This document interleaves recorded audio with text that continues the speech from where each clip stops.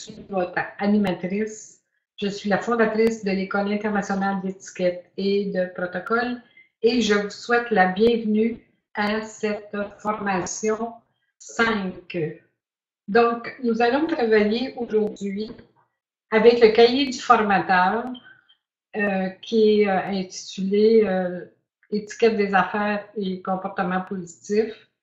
Et nous allons le faire en 2 ou peut-être même 3 parties parce que c'est la formation qui est le pilier, qui est la base de toutes les autres formations que vous allez donner. Vos conférences, vos ateliers vont être basés sur ce cahier-là. Vous allez apprendre aussi tout ce qui est important à savoir pour un professionnel dans le monde du travail dans les années 2016 et les façons de faire du moment. Donc, vous allez assister à la présentation d'un atelier, pareil comme si je donnais la présentation pour une classe. Et vous allez voir aussi des termes qui reviennent, tout ce que vous avez lu jusqu'à maintenant, puis vous avez peut-être trouvé ennuyeux, long, pénible, bien, ça va vous servir parce que tout ça va vous revenir. Et là, ça va être écrit, vous allez être capable de suivre dans votre cahier de formation. Donc, ayez le livre que vous avez déjà téléchargé à portée de la main ou suivez avec moi sur l'écran comme vous désirez. Maintenant, pour les travaux de la semaine, je vais vous demander de réviser les points qui vous causent des problèmes ou qui vous ont semblé les plus difficiles à retenir. Donc, c'est pas compliqué, c'est pas un travail qui est long. Je suis certaine qu'avec toute la lecture que vous avez faite, que vous avez éclairci ces situations-là, ces points-là au fur et à mesure. Donc, prenez votre cahier et comme je le mentionnais au tout début, cette formation-là est très importante. C'est le cœur de toutes les autres formations que vous pourrez créer par la suite. Elle contient tout ce qu'une personne professionnelle devrait savoir pour évoluer avec classe, élégance dans le monde du travail et bien sûr par ricochet dans le milieu social. Alors, je vais tout simplement aller chercher le cahier. Je vais vous demander de patienter quelques secondes.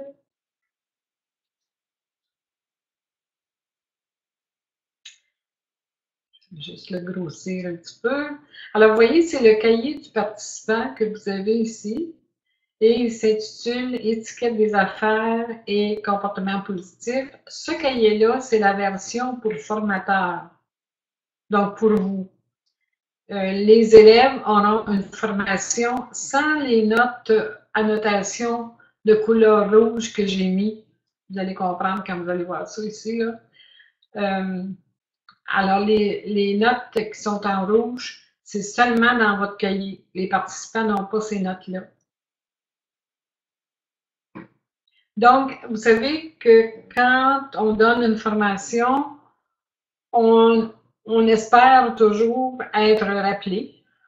On espère toujours être rappelé peut-être pour d'autres types de formations dans l'entreprise. Si vous donnez la formation à un individu et que cette personne-là a trouvé votre formation adéquate, elle va vous recommander à l'intérieur au sein de l'entreprise. Donc, maintenant, quand vous allez donner vos formations, à l'intérieur du cahier, là, dites à qui s'adressent vos formations. Donc, quel format de formation utilisez-vous? Session publique, formation d'entreprise, conférence, coaching. Pour les détails des cours, visitez notre site Internet. C'est sûr que c'est mon cahier, celui-là. Donc, vous mettrez votre adresse Internet à vous, votre adresse courriel à vous. Maintenant, il y a une phrase que je vous demande d'inclure dans les cahiers. Si vous utilisez cette formule de cahier-là, vous pouvez bâtir le vôtre. Vous pouvez vous inspirer de celui-là. Vous pouvez utiliser celui-là en changeant quelques phrases, quelques lignes. Et c'est la raison pour laquelle je vous l'ai mis aussi disponible en format Word pour que vous n'ayez pas à recommencer le travail au complet.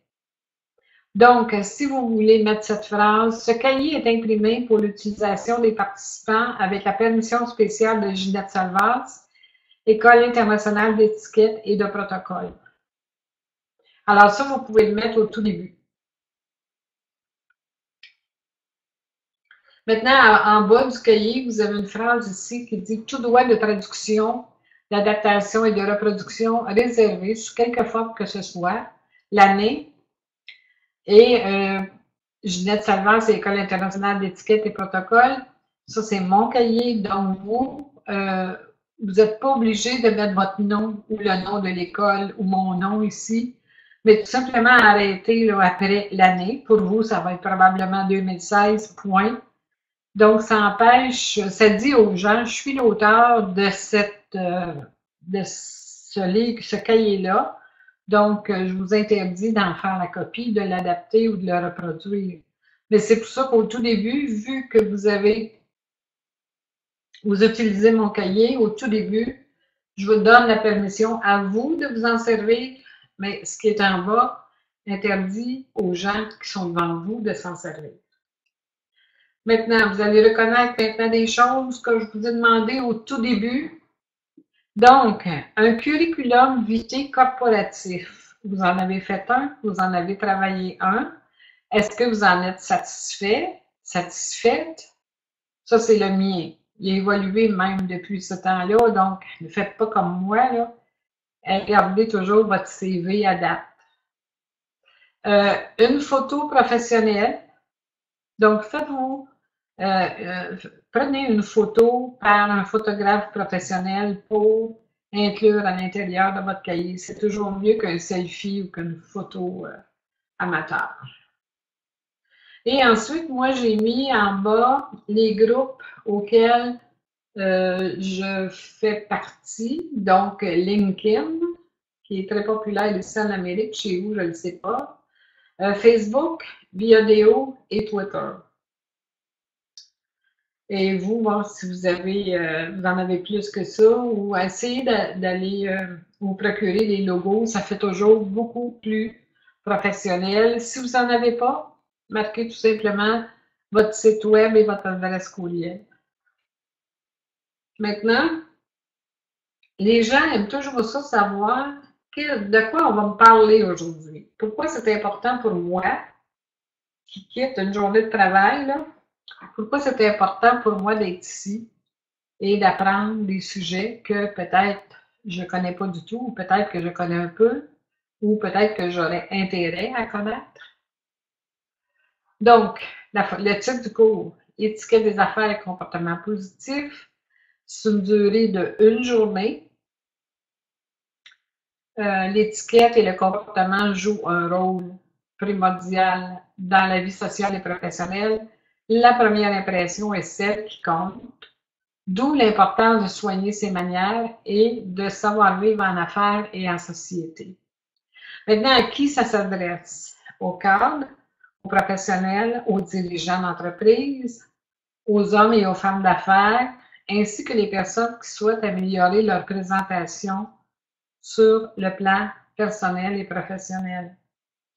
Il y a également des secrétaires de direction, des assistants, assistantes qui peuvent participer à une formation comme celle-là. Maintenant, la partie théorique. Nous allons parler de quoi dans la partie théorique? Le savoir-faire et savoir-être avec ses associés, ses collègues et ses clients, les présentations, le comportement homme-femme, l'étiquette sociale versus l'étiquette des affaires, l'art de recevoir ses clients et de les fidéliser, les réseaux sociaux, comportement lors d'un 5 à 7, cocktail et réception, se joindre et se préparer à un groupe, les 4 niveaux de conversation, les 4 C d'une bonne impression, le code vestimentaire, l'utilisation des portables, des téléphones intelligents. Au moment où j'ai fait cette liste-là, les téléphones BlackBerry étaient les téléphones adoptés Et pour les téléphones d'affaires, maintenant, c'est plus ça. On parle beaucoup de iPhone et d'autres marques de commerce. Alors, vous pouvez toujours l'enlever, le mot BlackBerry, quand vous ferez votre cahier. Savoir-vivre en déplacement, approche interculturelle. Ensuite, cette formation-là dure entre 9h et midi. Ensuite, si les gens vous ont dit, bon, on aimerait ça entendre parler de l'art de la table et peut-être même pratiquer lors d'un repas, alors c'est ce que vous aurez à discuter, manger avec distinction, la méthode universelle ou internationale ou continentale, on peut l'appeler des 3 façons, l'assignation des places, porter un toast, rendre ses invités à l'aise, le budget, régler l'addition, les pourboires et les suivis. Alors, généralement, le lunch du midi, le repas du midi dure entre midi, ici, je vous parle en Amérique, entre midi et 14 heures. Donc, il est possible que les gens d'affaires disent, ben, la journée est finie après le lunch, ou encore, vu que c'est une formation d'une journée, vous pouvez revenir à votre salle de cours avec les gens et parler d'autres sujets qu'on va voir au fur et à mesure des présentations. Donc, vous avez dans ce cahier-là, vous avez la possibilité d'offrir un cours de 9h à midi. Donc, c'est le cours théorique. Ça peut être seulement ça. Vous avez un prix différent parce que c'est une formation qui dure 3 heures. Ensuite, vous pouvez l'offrir avec le repas du midi. Donc, c'est une formation qui dure 5 heures. Et vous pouvez compléter en revenant au bureau pour une formation supplémentaire de quelques heures pour faire la journée complète. Donc, alors j'aime toujours ça quand je fais mes formations, leur parler, leur donner des notions du succès. Par exemple, le succès dans n'importe quelle entreprise dépend de la relation entre collègues, clients, fournisseurs, investisseurs ou associés. Si vous connaissez et utilisez les règles, vous créerez des relations à long terme. Il importe donc d'apprendre, en plus de vos connaissances professionnelles, la façon de se comporter en affaires et en social. Ce sont des phrases que vous pouvez utiliser, vous, au tout début de la formation. C'est pas nécessaire qu'elles soient écrites dans le livre, mais des fois, les gens aiment bien ça quand ils peuvent s'y référer. Donc, si vous ne connaissez pas les bonnes manières, priez pour avoir de bons réflexes. C'est une phrase de l'acteur américain Billy Crystal. Et c'est une phrase qui est tellement vraie que moi, je m'en suis servie sur mes cartes professionnelles. Ensuite, pourquoi observer les règles de bonne manière? Donc, pour perpétuer l'image de marque de l'entreprise, envoyer des messages de crédibilité et de confiance, et c'est une belle façon, une bonne façon de se démarquer de la concurrence. Aussi, pour montrer du respect et de la considération envers les clients et collègues, c'est ce qui contribue à renforcer le sentiment de confiance envers nous et envers l'entreprise. Aussi, pour améliorer et maintenir le moral des troupes, n'oubliez pas que ce sont des gestionnaires qui sont là, qui dirigent les gens. Donc, maintenir, améliorer le moral des troupes, ça parle beaucoup à nos gens d'affaires. Les bonnes manières servent à souder les équipes et augmentent ainsi la productivité. Donc, vous pouvez demander aux gens ou leur donner la référence s'ils veulent voir une vidéo sur la base de l'étiquette, de se connecter sur YouTube où c'est une formation que j'ai donnée à un groupe de jeunes entrepreneurs d'environ une trentaine d'années. Donc, c'est une partie, c'est une courte vidéo. Vous pouvez l'inclure dans vos formations si vous voulez, ou vous pouvez leur donner simplement l'adresse pour aller visualiser ça, ça explique la base de l'étiquette.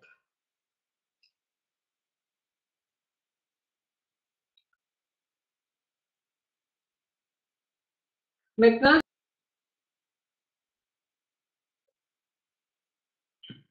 il y a des mots qui reviennent aussi quand on parle d'étiquette, de bonne manière. On va entendre parler de courtoisie. Donc, la définition du dictionnaire Larousse nous dit que la courtoisie, c'est la politesse raffinée. Les gens peuvent être polis, mais il y a une possibilité d'être encore plus, encore meilleur, sans tomber dans l'exagération et la comédie. Il faut faire attention à ça. Donc, courtois, qui manifeste une politesse raffinée. Les statistiques publiées aux États-Unis révèlent le prix à payer lorsqu'on utilise un comportement négligé. On dit que 90% des clients non satisfaits ne se plaignent jamais de l'impolitesse ou d'un mauvais service.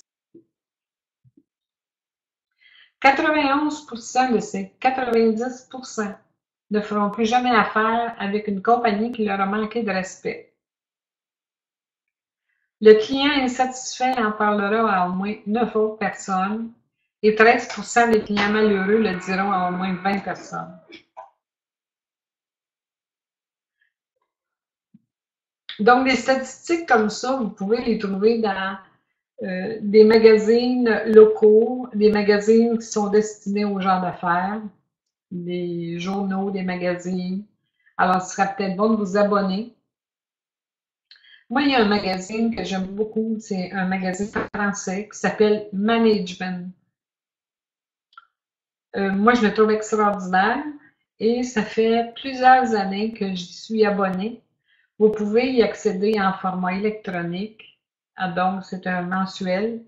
Et vous avez beaucoup de statistiques comme ça qui prouvent aux gens, parce que les gens aiment beaucoup ça quand on leur donne des chiffres sur les gens d'affaires, mais ils aiment aussi connaître les sources. Donc, on dit que les gens veulent faire affaire avec une entreprise parce que les gens qui y travaillent donnent un service courtois. Aussi, la conclusion de cette réflexion est que une solide connaissance des règles d'étiquette influence le résultat de l'entreprise. Ça va aller jusqu'à influencer entre le montant du profit. Donc, qu'est-ce que c'est l'étiquette? C'est beaucoup plus que de savoir quelle fourchette utiliser.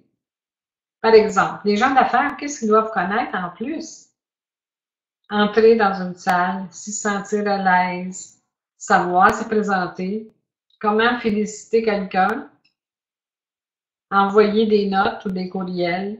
Ils doivent aussi, quand on parle de courriel ici, dans certains pays, on dira mail, ils doivent aussi savoir se comporter lors d'occasions spéciales, sociales ou professionnelles, tout en maîtrisant la complexité de la conversation et du maniement des ustensiles lors d'un repas. Maintenant, vous savez, les gens nous jugent, hein? Donc, est-ce qu'on veut être jugé de la bonne façon ou de la mauvaise façon? À nous de décider. Donc, on dit que qu'est-ce qui compte lors de l'embauche ou d'une promotion? Il y a un décalage ici, mais vous allez voir que dans votre cahier, en format Word, vous allez être capable de l'établir tout ça. Qu'est-ce qui compte lors de l'embauche ou d'une promotion? On dit qu'à 15%, ce sont les connaissances. Et 85%, votre attitude et votre comportement. Je vous parlais de statistiques, bon, ici j'en ai. D'après le Shyness Institute de l'université, ça impressionne toujours les gens quand on a des statistiques comme ça. 88% des gens éprouvent de la gêne à un certain degré. Et l'étude démontre que la plus grande part consiste à entamer une conversation, excusez-moi, avec des inconnus. Alors, ça veut dire que 88% des gens éprouvent une certaine gêne. Maintenant, ici, savez-vous pourquoi les gens sont gênés? Pourquoi ils improvisent? Parce qu'ils ne connaissent pas les règles de base. Je vous parlais du magazine Management de juillet-août 2009. Ça date quand même il y a quelques années. Plusieurs personnes souffrent d'un mal appelé anxiété sociale. Alors, les énoncés d'un magazine ou d'un journal viennent donner ou renforcer, viennent donner de la force à la citation précédente, aux statistiques précédentes. Il s'agit d'un mal relativement fréquent puisqu'il touche 58% d'entre nous. Et je pense que ça ne varie pas tellement d'un pays à l'autre. Il se manifeste par un malaise à entamer une conversation, une hésitation à se présenter ou à présenter les gens, une hésitation à assister aux cocktails, aux rencontres professionnelles et même aux réunions. Il y a des gens pour qui les réunions d'affaires sont vraiment pénibles. Ici, j'ai d'autres statistiques. Qu'est-ce qui occasionne la perte de clients? Donc, il y a eu des statistiques qui ont été données par le journal Les Affaires du 17 janvier 2009, c'est au Canada. Au Canada, ce qu'on n'aime pas, c'est on a déterminé quelles étaient les principales raisons pour lesquelles les Canadiens font faux bond à un fournisseur. Donc, autrement dit, change de fournisseur. Premièrement, une attente trop longue. Les gens, les Canadiens n'aiment pas attendre. Commencez dans votre pays, je ne pourrais pas vous le dire. C'est à vous de trouver et peut-être trouver vos statistiques propres au pays dans lequel vous enseignez. Des questions sans réponse au point numéro 2. La frustration devant un représentant incapable de répondre à leurs questions, c'est la deuxième source d'insatisfaction des Canadiens. Troisièmement, des heures d'ouverture mal adaptées. Quatrièmement, l'impolitesse. Le manque d'égard des représentants du service à la clientèle ne pardonne pas. Et on nous donnait la proportion des répondants qui ont changé de fournisseur à cause d'un mauvais service. Donc, 67% en 2008 contre 59% en 2007. Je serais curieuse de connaître le pourcentage de 2016. On dit que le prix est un facteur parmi tant d'autres.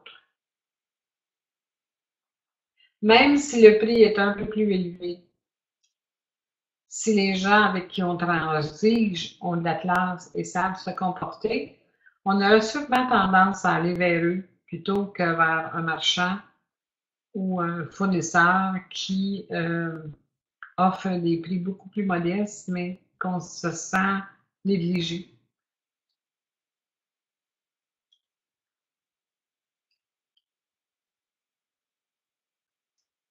Maintenant, j'ai écrit un article ici sur la gentillesse. C'est un article que vous pouvez inclure, vous pouvez en parler, vous pouvez l'enlever à votre guise. Ça, je ne vous le lirai pas, je vais vous le laisser lire quand vous aurez le temps. Maintenant, ça, c'est une page qui revient dans chacune de mes formations, peu importe à qui je m'adresse, et je me sers de ça dans toutes mes présentations, que ce soit conférences, entrevues à la radio, à la télévision, écriture de livres, ateliers. Je donne toujours la différence entre trois mots, étiquette, protocole et éthique. Donc, qu'est-ce que c'est l'étiquette? Les gens vont me dire, c'est quoi l'étiquette? C'est l'étiquette d'une bouteille de vin? Non, c'est pas ça. L'étiquette, dans le dictionnaire Larousse, on nous dit c'est un cérémonial en usage dans une cour, dans la maison d'un chef d'État, dans une réception, et je dirais dans le milieu de travail aussi, et on va dire observer les règles de l'étiquette. L'étiquette a trait au formalisme des relations entre particuliers. Il s'agit du comportement en société. Les règles de l'étiquette peuvent être modifiées plus rapidement que celles du protocole. Le protocole, c'est beaucoup plus strict, plus sévère, plus encadré. Et d'après mon interprétation, l'étiquette, c'est une façon de démontrer notre sensibilité et notre respect envers les individus que nous côtoyons. N'oubliez pas le mot respect. Le protocole, maintenant, concerne les relations entre puissances souveraines ainsi que les usages auquel il est requis de s'en remettre dans les relations avec ses puissances. Il concerne les rapports hiérarchiques. Est-ce qu'on en a besoin dans les bureaux des rapports hiérarchiques? Est-ce que ça existe? Ben oui. Donc, il faut savoir appliquer aussi les règles de protocole concernant les rapports hiérarchiques. Donc, c'est aussi entre les détenteurs de pouvoir, soit au niveau politique, et les rapports que les individus entretiennent entre eux. Les règlements concernant les règles du protocole, les règlements concernant les règles du protocole à adopter ont été votés au Congrès de Vienne dans les années 1600. Un président de pays ou premier ministre peut modifier les règles du protocole. Mais dans l'éthique, beaucoup de personnes vont un petit peu utiliser les mots étiquette et éthique de la même façon. Pourtant, le mot éthique a une autre signification. L'éthique, c'est la doctrine du bonheur des hommes et des moyens d'accès à cette fin. L'ensemble particulier des lignes, des règles de conduite, donc plutôt au niveau moral que gestuel. Jusqu'où la conscience des gens est élastique. J'ai demandé à un éthicien, M. René Villemur, qui enseigne à l'université et qui est membre de l'Institut d'éthique appliquée, de donner une différence courte entre les mots éthique et étiquette. Et lui m'a dit, l'éthique, c'est la raison de faire les choses, donc la morale, et l'étiquette, c'est la façon de faire les choses, et les deux sont basés sur un seul mot, le respect.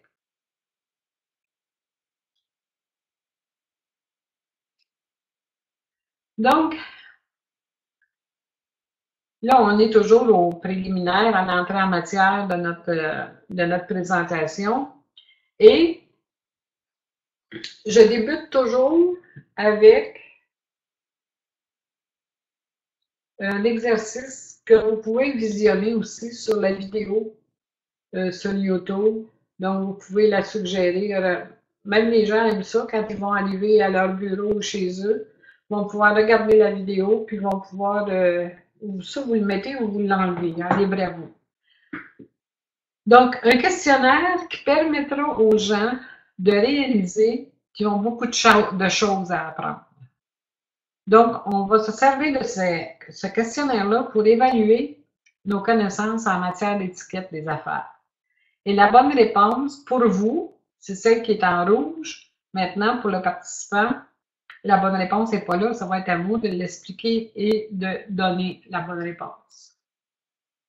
Question numéro 1. Et ça peut prendre du temps. Les gens vont penser qu'on n'aura pas le temps peut-être de passer à travers tout le manuel, mais vous en faites pas, on va avoir le temps de le faire.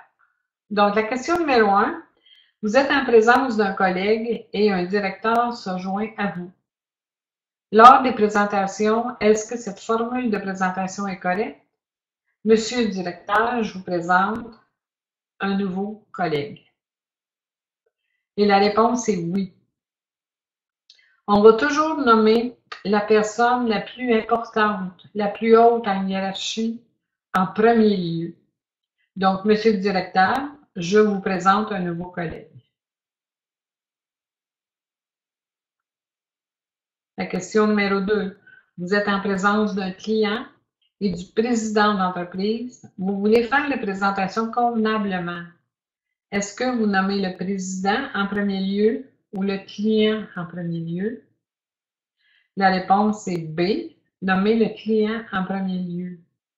La règle nous dit que le client est la personne la plus importante en haut de la hiérarchie, parce qu'il faut bien se rendre compte que si nous n'avons pas de client, nous n'avons pas d'entreprise.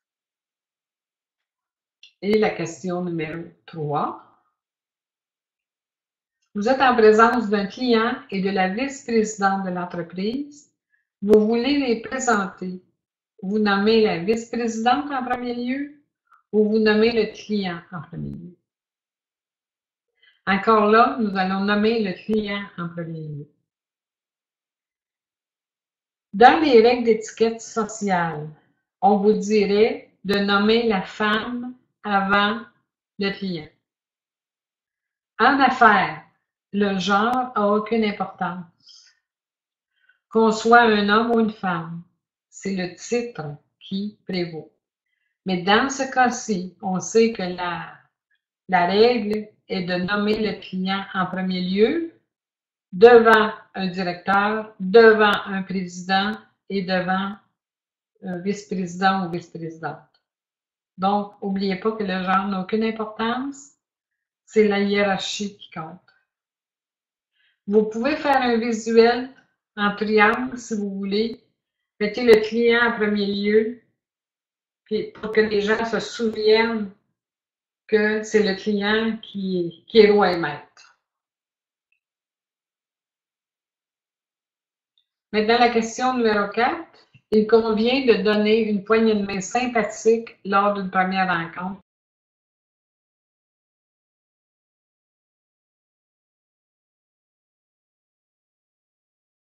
Et être capable de le lire, de le pratiquer avec vos gens aussi. Donc, il y a la poignée de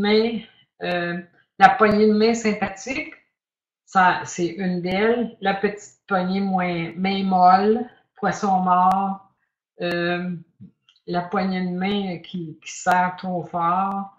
Donc, est-ce qu'on va donner une poignée de main sympathique lors d'une première rencontre? Mais c'est faux. On va donner une poignée de main franche et honnête. Et une poignée de main sympathique, je vais l'expliquer quand on sera rendu dans la formation un peu plus tard. Je vais faire participer les gens pour qu'ils puissent apprendre à donner la main puis montrer les différents types de poignées de main aussi. Donc, on reviendra là-dessus un peu plus tard. La question numéro 5. Lorsque vous recevez un cadeau, vous devez l'ouvrir devant les gens qui l'offrent ou vous devez l'ouvrir lorsque vous serez seul. En Amérique du Nord et dans beaucoup de pays, la règle d'étiquette dit ouvrir le cadeau devant les gens qui l'offrent. Si vous êtes dans les pays asiatiques ou si vous êtes de culture asiatique, vous allez surtout choisir la réponse B, l'ouvrir lorsque vous serez seul. Maintenant, il faut voir dans quel pays on est puis de quelle culture on parle aussi. Mais c'est bien d'expliquer aux gens qu'il y a différentes façons de faire. La question numéro 6. Un visiteur entre dans une pièce. A. Vous vous levez et restez debout tant que le visiteur n'est pas assis. B. Seuls les hommes doivent se lever. C. Vous restez assis. La règle d'étiquette sociale nous dirait les femmes peuvent rester assises, les hommes se lèvent. Comme on a dit qu'en affaires, le genre n'a aucune importance, hommes et femmes se lèvent et restent debout tant que le visiteur n'est pas assis. Maintenant, vous lui désignez un siège et à ce moment-là, le visiteur et vous asseyez en même temps. La question numéro 7. Lorsque vous circulez lors des 5 à 7 ou des cocktails, il est de mise de tenir son verre dans la main droite, vrai ou faux? C'est faux. Hein? Il faut tenir son verre dans la main gauche. C'est sûr que si vous avez l'habitude de boire en tenant votre verre dans la main droite, quand vous voudrez prendre un verre, vous allez tout simplement changer votre verre de main. Et la raison pour laquelle c'est faux, lorsque vous êtes dans un cocktail, il y a souvent des gens qui arrivent et qui tendent la main pour vous donner la main. Donc, ce qui est important, c'est toujours d'avoir la main droite prête à donner la main, qu'elle soit sèche, non mouillée par un verre qui contient de la glace. Et à ce moment-là, vaut mieux changer de main seulement lorsque vous aurez l'intention de boire. Aider les gens, à la question 8, aider les gens à enlever ou mettre leur manteau incombe aux hommes seulement, vrai ou faux? C'est faux. Les femmes, là encore là, le genre n'a aucune importance. Vous savez que par galanterie, les hommes en social vont s'occuper du manteau des femmes, vont les aider à enlever ou à mettre le manteau, tandis qu'en affaires, le genre n'a aucune importance. Donc, les femmes peuvent autant aider un visiteur, que ce soit un homme ou une femme, à enlever ou à mettre leur manteau. La question numéro 9. Lorsque vous êtes dans un dîner d'affaires, profitez-en pour essayer des mets exotiques, vrai ou faux. Donc, c'est faux. Faux parce que on ne veut pas de dégâts. Évidemment, on ne veut pas tacher nos vêtements, on ne veut pas salir nos vêtements, on veut montrer qu'on a de la classe. Donc, on va aller avec des mets sûrs. Quand je parle de mets exotiques qui peuvent faire des dégâts, vous avez certaines pâtes longues qui peuvent faire des dégâts, des escargots, du homard. Alors, il faut tout simplement juger que quand je recommande des plats pour un dîner d'affaires, par exemple, je vais toujours recommander un potage. Je vais recommander une viande à couper. Ça peut être une pièce de bœuf, de poulet, de veau. Donc, on coupe avec des légumes d'accompagnement. Donc, tout simplement parce qu'on aura le contrôle sur nos couverts, ça sera plus difficile de faire des gaffes puis de salir soit la cravate ou le chemisier de madame. Donc, à la question 10, vous invitez un client à dîner et vous voulez éviter le débat de l'addition. Que devez-vous faire? A. Informer à l'avance la maître d'hôtel de vous remettre l'addition. B. Attendre que l'addition arrive et vous en saisir immédiatement. C. Informer le client avant le repas qu'il est votre invité. Donc, la lettre A et C sont des bonnes réponses. Maintenant, quand on invite un client à dîner et qu'on dit « J'aimerais ça vous inviter à participer à un repas avec moi à telle journée, telle date », le mot « inviter » signifie que vous allez prendre en charge. Prendre en charge, ça signifie que vous allez payer pour les dépenses. Pour le repas, le vin, s'il y a du vin. Et comment on devrait agir? Informer à l'avance le maître d'hôtel de vous remettre l'addition quand elle sera prête. Informer le client avant le repas qu'il est votre invité. Et demander, par exemple, quand on vient pour prendre la commande, si la personne commence par vous, vous pourrez leur dire, voulez-vous commencer par mes invités? Donc, à ce moment-là, le serveur saura que les personnes qui sont avec vous sont vos invités. Et la question numéro 11, lorsque vous invitez quelqu'un au restaurant, réservez toujours les places à l'avance en donnant votre nom et le nom de votre entreprise, vrai ou faux. C'est vrai. C'est une façon de faire votre publicité. Moi, je suggère toujours aux gens d'affaires d'inviter leurs clients, leurs fournisseurs ou leurs collègues à un restaurant, donc qu'ils connaissent le rapport qualité-prix. Un restaurant dont ils sont sûrs de la nourriture, qu'il y en a vraiment pour la valeur, qualité-prix. Et ce qui arrive, c'est que quand les gens du restaurant vous voient arriver, ils vont vous dire, bon, bienvenue Madame un tel, bienvenue Monsieur un tel, ça me fait toujours plaisir de vous voir. Qu'est-ce que ça fait? Ça impressionne les gens qui sont nos invités et qui arrivent au même moment que nous. Donc, c'est bien de donner votre nom et le nom de votre entreprise. Maintenant, question 12.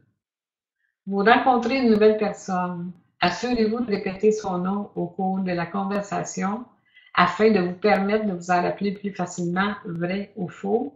Vrai. Les gens ont tendance à oublier le nom des gens. Donc, si c'est votre cas, si c'est le cas des personnes qui sont avec vous présents à la formation, dites-leur tout simplement qu'en répétant le nom de la personne lors d'une présentation, ça va les aider à se souvenir du nom. Question 13. Si les gens que vous avez invités à dîner ne commandent pas d'apéritif, il est de mise d'insister pour qu'ils en commandent un. Vous en privez vous aussi ou vous limitez à un verre. Alors B, vous en privez vous aussi. Donc, si la personne que vous avez invitée dit non merci, vous vous en privez, puis vous ne posez pas de questions à savoir est-ce que c'est votre religion, est-ce que vous ne digérez pas l'alcool, peu importe. Donc, vous restez tranquille et vous commandez un verre d'eau pour chacune des personnes qui ne prennent pas d'alcool. Maintenant, c'est très possible que quelqu'un, mettons que vous avez une table de 6 personnes, c'est très possible que 2 personnes disent non merci et que 2 autres en disent moi j'en prendrais bien. Donc à ce moment-là, il ne faut pas dire non, non, non, on n'a pas le droit. Mais vous, en tant que personne qui invite, vous allez tout simplement vous en priver. Donc, vous laissez faire les gens qui en veulent. De toute façon, vous avez demandé sans doute, prendriez-vous un apéritif ou un verre de vin en mangeant?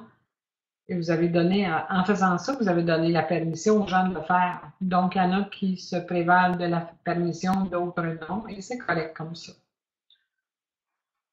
La question 14. Si vous êtes l'hôte, vous devez être le premier à prendre le pain et le beurre. Est-ce que c'est vrai ou faux? Dans les banquets en Amérique et dans beaucoup de pays, on a des paniers de pain et de beurre et les invités doivent se servir eux-mêmes. Si c'est le cas, la personne qui est la plus près du panier, pas nécessaire d'être l'autre, là, la personne qui est la plus près du panier prendra le panier sans se servir en premier lieu. Elle va demander à la personne de droite, prendriez du pain? On ramène le panier vers soi. On s'en prend un, qu'on dépose sur notre assiette à pain qui est à gauche de notre assiette. Et on peut faire circuler vers la gauche en demandant à la personne « Est-ce que vous prendriez du pain? » Ensuite, tout simplement, où voulez-vous faire circuler? Si la personne dit non, vous remettez le panier sur la table devant vous. Si la personne prend le panier, à ce moment-là, ce sera elle d'exécuter la suite. Donc, si vous êtes l'hôte, donc la personne qui recevait les invités, c'est pas nécessairement à vous de prendre le panier en premier lieu.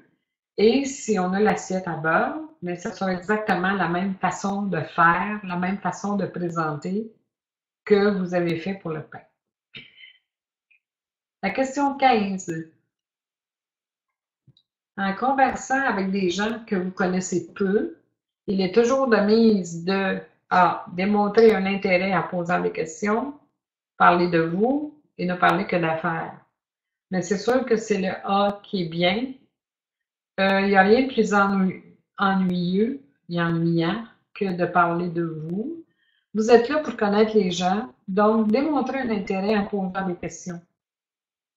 Et en posant des questions, moi j'ai toujours comme habitude de comparer une communication entre gens qui ne se connaissent pas là, à une partie de tennis.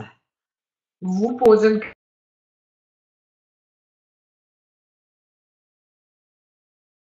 question ou de l'autre côté du filet, vous renverrez une question et ainsi de suite.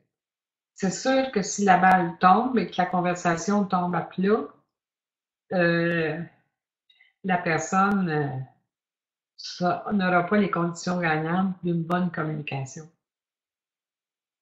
Donc, pensez à la partie de tennis, posez des questions et répondez en posant, finissez votre réponse en posant une autre question. Question 16.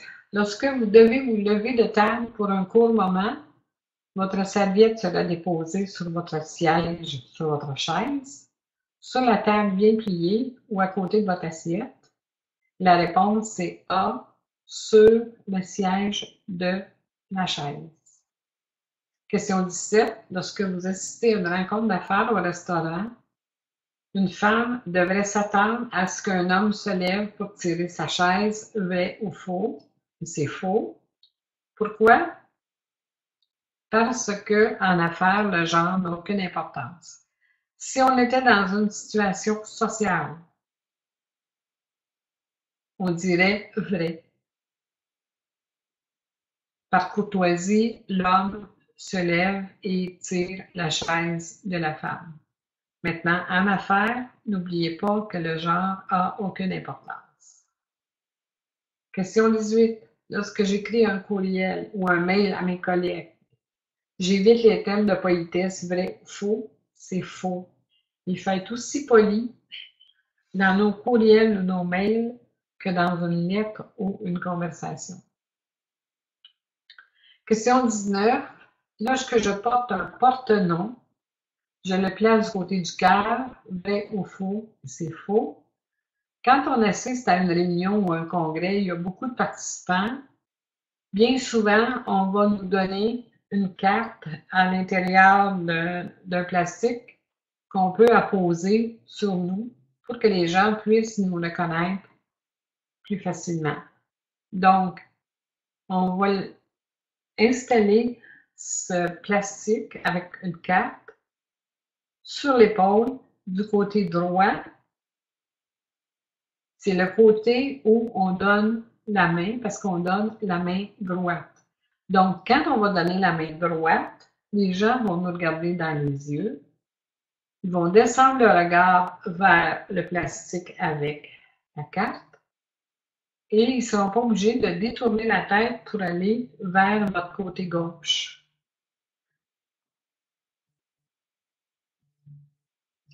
Ensuite, on va passer à la page suivante. Alors, c'est en effet de notre questionnaire. On peut avoir un débat par la suite, puis tu sais, qu'est-ce que vous avez pensé? Est-ce qu'il y a des choses que vous avez appris? Ça, c'est libre à vous. Maintenant, on a parlé de bonne impression. Comment on va créer une bonne impression? Les 4 C d'une bonne impression, la confiance. Par quoi on donne une bonne impression? C'est notre posture, notre port de tête, notre façon naturelle d'entrer en contact avec les gens, le contact des yeux et la tenue vestimentaire. Confiance, c'est ce qu'on voit. C'est pas que les vêtements et c'est pas que le comportement, mais c'est les deux ensemble. La compétence, comment on va montrer aux gens qu'on est compétent? Par notre vocabulaire, nos connaissances, nos compétences, évidemment, efficacité, clarté des propos, l'utilisation du mot juste. Donc, on revient à vocabulaire approprié. Crédibilité. Montrer aux gens qu'on vaut la peine, qu'on s'intéresse à nous et que nous nous intéressions à eux par notre ponctualité, jamais être en retard. Dans certains pays, ça peut arriver, ça fait partie de la culture que les gens arrivent en retard. Dans certains pays, non, c'est un manque de savoir-vivre. Donc, la ponctualité, la préparation pour assister aux réunions, se préparer, avoir les bons documents, le respect de nos promesses. Ensuite, la courtoisie, notre gentillesse naturelle, civisme, respect et notre souci de rendre service aux gens.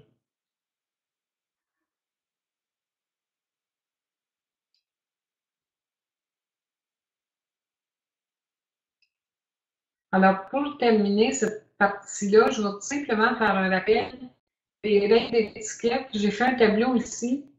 En social, comment se comporter versus en affaires. C'est assez simple, mais les gens aiment ça voir ça par écrit. Donc, la femme tend la main d'abord en social. En affaires, homme ou femme tendent la main lors d'une rencontre. Nul besoin pour l'homme d'attendre. À table, une femme débute le repas avant l'homme. Et à table, c'est l'autre qui donne en affaires, qui donne le signal. Les employés doivent attendre que le supérieur hiérarchique tende la main. En Amérique, cette règle est moins stricte. C'est toujours le cas en Europe. Donc, on suggère que le supérieur hiérarchique tende la main d'abord. La femme peut rester assise pour donner la main. La femme doit se lever pour donner la main, sinon elle perd 90% de son pouvoir. Un homme doit ouvrir la porte pour laisser passer la femme. Homme ou femme peuvent ouvrir une porte. C'est toujours la personne qui précède qui ouvre la porte en premier lieu. L'homme retiendra la porte pour les femmes et les personnes âgées. La personne qui précède ouvre la porte, passe la porte et les gens la suivent. La femme attendra qu'on la présente avant d'entamer la conversation. Homme ou femme doivent se présenter sans attendre. L'homme se lève lorsqu'une femme entre dans une pièce. Pas nécessaire en collègue ni en réunion. L'adjointe, la secrétaire ou l'assistante ne donne pas la main au visiteur. L'adjointe se présente et donne la main au visiteur à l'arrivée et au départ. On vouvoie les gens dans les deux situations. Beaucoup mieux commencer par le vouvoiement, quitte que lorsqu'on deviendra plus familier, on pourra se permettre de demander la permission pour tutoyer les gens si ça s'impose. Lors d'une invitation au restaurant, on nous remet un menu sans prix afin de ne pas nous gêner. Ça, c'est aux femmes. Lors d'une invitation au restaurant, on nous remet un menu montrant les prix et on demande des suggestions. L'homme paie l'addition lorsqu'il invite une femme au restaurant. C'est toujours le cas, mais si c'est la femme qui invite, c'est elle qui paiera l'addition. En montant l'escalier, il importe de se tenir à droite pour laisser la gauche libre. C'est toujours le cas dans les deux cas. En montant l'escalier, l'homme suit la femme et la précède en descendant. C'est toujours le cas en Amérique. En Europe, l'homme ne se place jamais derrière la femme.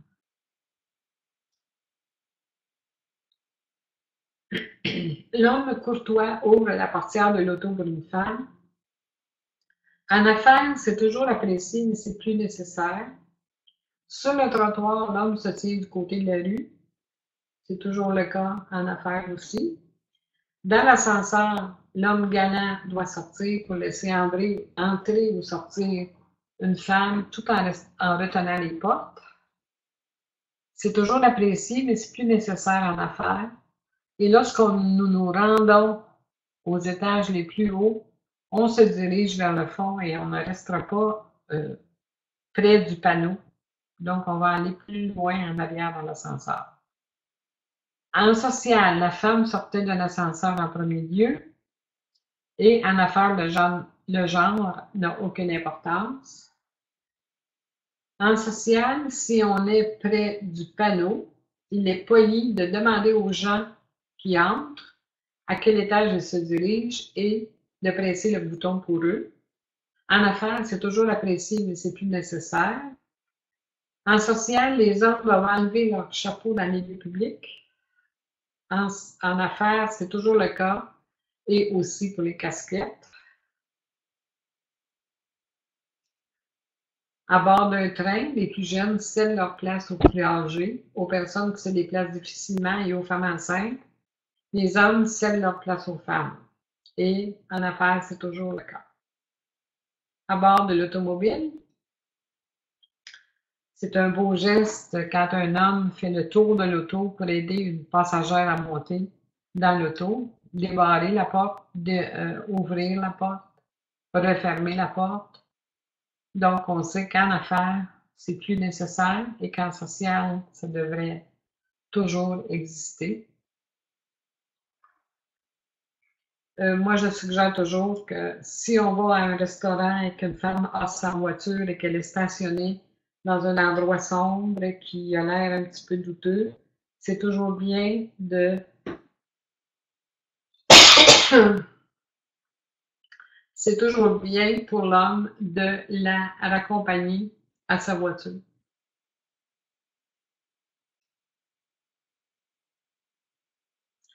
Alors, pour terminer cette partie-là, je parle aussi du taxi et de la limousine, voir les meilleures places. Les bévues les plus courantes. Moi, j'ai demandé à mes gens d'affaires quelle est la bévue la plus courante. Qu'est-ce qui vous agace, par exemple, en affaires, ou vous êtes gêné en affaires. Alors, lors des présentations, on est gêné, on ne sait pas trop comment faire les présentations.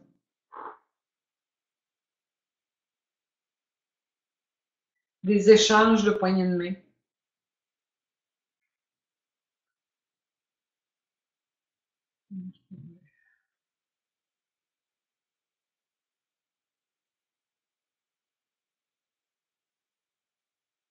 Donc, quelles sont les bévues les plus flagrantes qui se produisent lors des présentations, des échanges de poignées de main?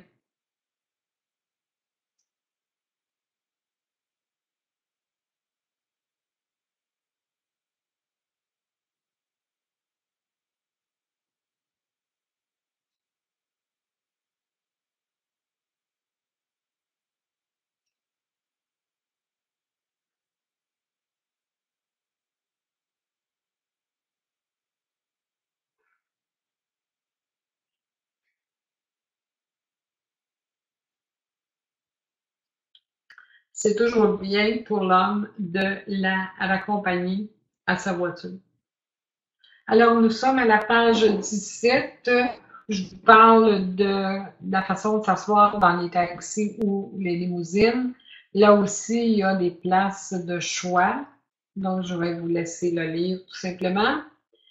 Les bévues les plus flagrantes qui se produisent régulièrement lors des présentations.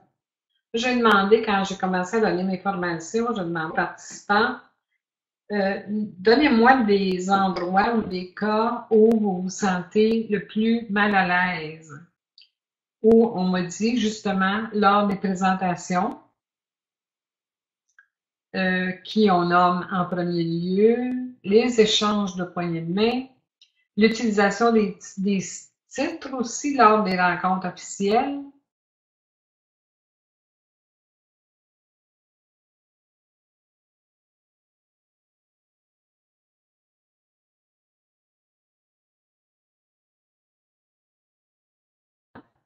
lors des ateliers, parce que d'abord, ça les détend et ça les fait bouger un peu. Alors, je demande aux participants de se lever et de se présenter à leur voisin de droite et ensuite à leur voisin de gauche. Et demandez-leur ensuite de se donner la main et remarquez la façon dont ils donnent la main. D'abord, est-ce qu'ils ont la bonne formule de présentation? Est-ce qu'ils donnent la main de la bonne façon? Est-ce qu'ils donnent une poignée de main franche? Ensuite, faites le tour des participants vous-même en tant qu'animatrice. Présentez-vous et donnez-leur la main si le groupe n'est pas trop grand. C'est sûr que si vous avez une conférence avec 100 personnes, ça prendrait beaucoup trop de temps. Mais quand vous avez quelques participants par classe, c'est important de le faire. Donc, à ce moment-là, donnez-leur les trucs pour savoir qui nommer en premier lieu, la hiérarchie, le genre, euh, la bonne façon de donner la main. Vous l'avez décrite dans mon livre, vous l'avez dans certaines vidéos que je vous ai fait parvenir. Donc, faites le tour, présentez-vous et donnez-leur la main. C'est de cette façon-là qu'ils vont apprendre. Et devant un grand groupe, ce que vous pouvez faire, c'est de demander à 2 personnes volontaires de venir vous joindre en avant et faites la démonstration de la présentation et de la poignée de main. Alors, pour cette partie-là, on va finir à la page 17 et lors de la prochaine présentation, la semaine prochaine, nous allons débuter avec la page 18. Maintenant, quand on est rendu à cette partie-ci, on devrait être rendu, supposons que tout ça, c'est supposé de prendre 1 heure de présentation. Donc, on devrait être rendu normalement à 10 heures le matin. Donc, 9 heures à 10 heures, ça devrait être pas mal ce qu'on a vu et ça devrait être dans les limites de temps normales. Donc, on se revoit la semaine prochaine et d'ici là, bon travail et bonne semaine. Merci à vous.